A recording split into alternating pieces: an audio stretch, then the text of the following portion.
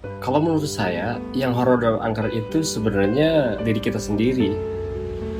Coba perhatikan, kita punya banyak sekali perasaan kan? Perasaan cemas, gelisah, takut, malu, segan, marah, tersinggung, sakit hati, senang, bahagia, sedih, gembira. Where do all these feelings come from and where do they go? Ini pertanyaan yang penting menurut saya. Karena most of the time kita mengira semua perasaan itu benar-benar nyata dan solid gitu kan. Seolah-olah itu adalah diri kita. Padahal jika kita lihat lebih dalam, semua itu hanyalah proses yang terjadi di otak kita. Chemical reaction, electrical signals, neural activity moving inside the brain. Semua itu di dalam otak. Nah, apa itu proses kimiawi? Basically, tubuh manusia hanyalah kumpulan sel. Sel biologis yang bekerja melalui electrical impulse dan chemical reaction. Nah, di pusatnya ada di otak, the brain, tempat semua pengalaman diproses, thoughts, memories, emotions, bahkan rasa aku. Nothing more than a biological system processing information. Lalu muncullah satu kepercayaan. Jadi muncullah satu kepercayaan yang diam-diam memenjarakan kita bahwa kita ini adalah seseorang yang tetap dan pasti.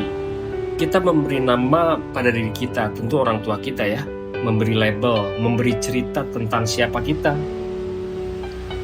I am the person, aku si fulan, misalnya. From that moment, separation begins. Dari situ mulai ada terpecah-pecah, dikotak-kotakan.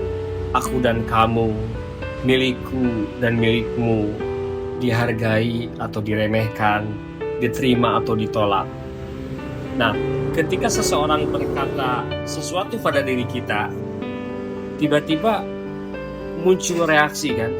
Kita tersinggung, kita marah, kita bangga atau senang. Seolah-olah ada sesuatu yang benar-benar diserang atau dipuji. But if we look deeper, yang bereaksi itu hanyalah kumpulan memori, pengalaman masa lalu, dan cerita yang selama ini kita percayai tentang diri kita. We call that story me. Dan dari aku, inilah hampir semua drama manusia lahir. But something interesting happens.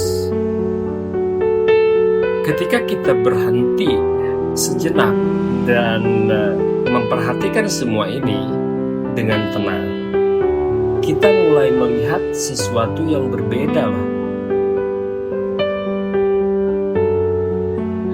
Istilahnya hooks come and go, emotion rise and disappear. Nothing really stays. Kesadaran kita hanya menyaksikan semuanya lewat. Just watching, just observing. Dan ketika kita mulai melihat itu semua, hidup terasa akan sangat ringan.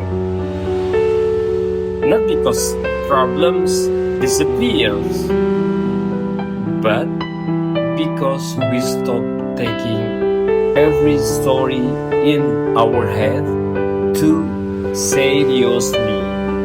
Jadi mungkin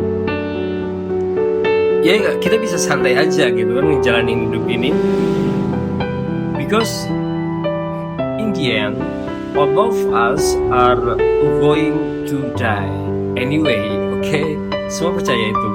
Nah, yang benar-benar tersisa bukanlah ego kita, bukan nama kita, bukan juga semua drama di kepala kita. Yang tersisa hanya kenangan, just memories. Maybe a few tools, maybe a few stories. People tell about us, bahwa kita pernah hidup, pernah membuat orang lain tersenyum, dan pernah tertawa bersama. And maybe that's enough.